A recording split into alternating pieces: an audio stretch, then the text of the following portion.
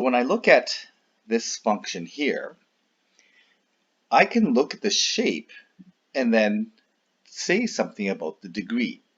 So this shape has 1, 2, 3, 4, 5, 6 arms. So this shape can only be made with a minimum degree of 6.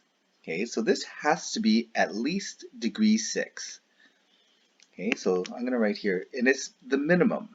Okay, so it has to be minimum degree 6.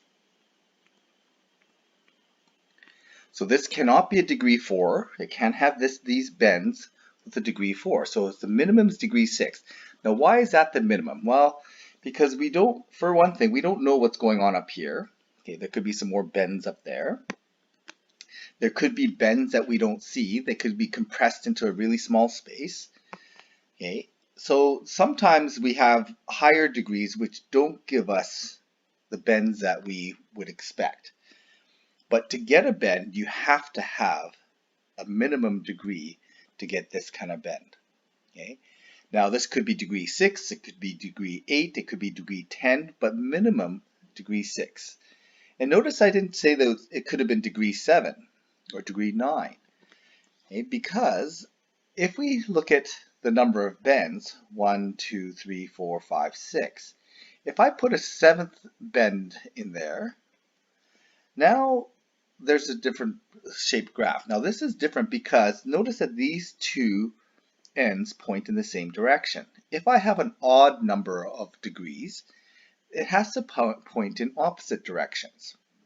Okay, so this end's pointing that way, this end's pointing down, and the ends then have to point in opposite directions. So we know that this has to be an even degree.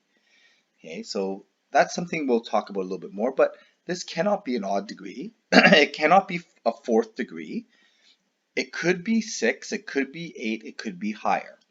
Okay, so if it's a minimum degree 6, because of the shape of this, we can actually then talk about the possible roots.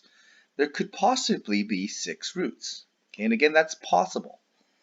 But how many roots did it actually have? Well, the roots that it actually has are where it crosses the x-axis, here, here, here, and here. So it actually only has 4 real roots. Okay, where it doesn't cross the x-axis is what we call, these bumps here are actually called imaginary roots. And they have something to do with imaginary numbers. Okay,